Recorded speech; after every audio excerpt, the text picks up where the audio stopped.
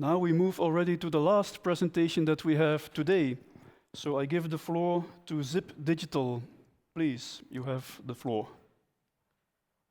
Hello, good morning, everyone. I am Alvin Tom from zip.DIGITAL. At zip.DIGITAL, we are committed to reducing your digital footprint. Our vision is to reduce the digital waste you create. Zippy here, our mascot, loves to stream Netflix 2 hours a day. What's his digital footprint? It's equivalent to 318 kilometers of petrol car driven. Even though he uses a bicycle to go to university, this is like he uses a car instead. So why is this carbon footprint coming? Streaming needs data, and data needs networks and data centers. And these data centers and network uses power. And the power creates a carbon footprint. So we decided to help Zippy understand his digital waste and try to reduce it. So we created this calculator app, which Zippy can use to enter his monthly activities on the internet, and it calculates his carbon footprint. It also gives an option to reduce and compress his footprint, and there you go. You have reduced by 35% by simply reducing the quality of streaming he uses. And this digital waste is different from e-waste. E-waste focuses mostly about the hardware and the material that goes into electronic devices, but digital waste is about the energy consumption of the data networks, which runs the internet traffic and also your cloud storage. And he has reduced from 318 to 136 kilometers his footprint. Looking forward, we hope this will inspire a revolution towards a digital era sustainable development goal, the 18th SDG. And you can also use this QR code to check out the app, the Wireframe app, to experience it for yourself. Thank you. Thank you very much, zip.DIGITAL, for your presentation. Dear jury members, last presentation, last questions, remarks?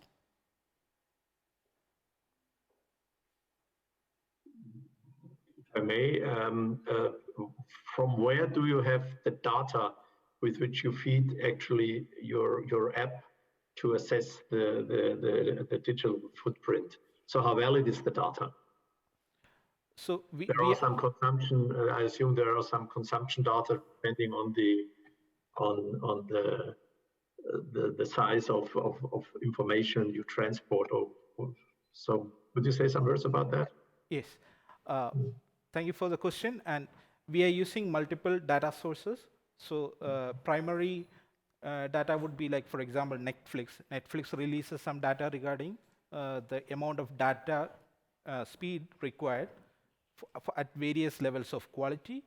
Then we have used a Germany scenario where the energy mix and the carbon footprint of the energy in Germany. And for other systems, like for example, cloud gaming, you have data from NVIDIA at various quality level, how much data is being consumed. And so we have compared these two with a research from 2016, which was done in Finland and Sweden, which predicted the data center and the network energy consumption per GB of data being transferred. So based on that, comparing the data transfer rate, the kilowatt hour consumption per GB, and the Germany's equivalent carbon per kilowatt hour. So combining these three, this evaluates the final carbon footprint. Thank you. I have a question. Is Julia here? Thank you very much for your project, your idea. You're proposing an idea that monitors and raises the awareness of the carbon footprint of individual habits and routines. So they should adopt it. What is your plan for making these people to adopt something that makes them aware of of something that potentially should change their habits for a lower, let's say, quality standards, but for other benefits. Is there a roadmap for this in your project? Or? Yes.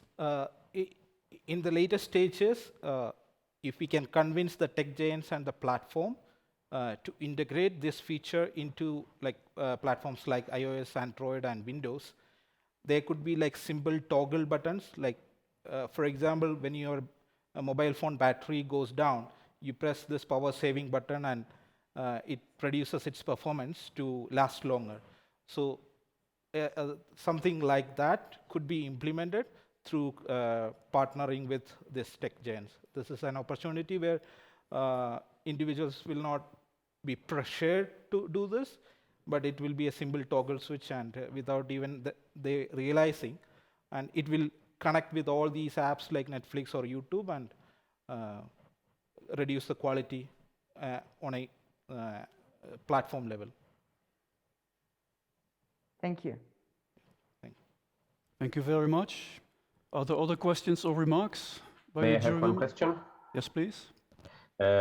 You provide a lot of data about the footprint, carbon footprint of the digital technologies, but do you already compare them with the traditional technologies that are replaced by digital technologies regarding to carbon dioxide footprint? Do you mean If you are speaking about Netflix, Netflix replaces to go into the movie theater or something like this, and there's also significant footprint, carbon dioxide footprint. So, do you compare these technologies or these habits? Not really. One of the reasons we didn't go into that detail is because streaming is so convenient and people do it a lot. So you will not go to a movie every single day. So probably you will go once in a week or twice in a month. And it depends on the quality of the movie also. But Netflix or YouTube, it's like something you can overdo. And people don't realize, even someone who is environmentally conscious and uses public transport or uses an electric vehicle may stream movies or binge watch shows without realizing he is creating carbon footprints elsewhere. Yeah, I agree with you, but it could be more put into the context, because as our today event is doing online, and we spare a lot of tons of carbon dioxide when we are not using planes. So we need to think about it in complex. Yeah. Thank That's you. Thank you my for the remark. Yeah. Thank you for your. So, dear jury members, any other questions or remarks, please? Then with that, a big thank you for Zip Digital for your presentation.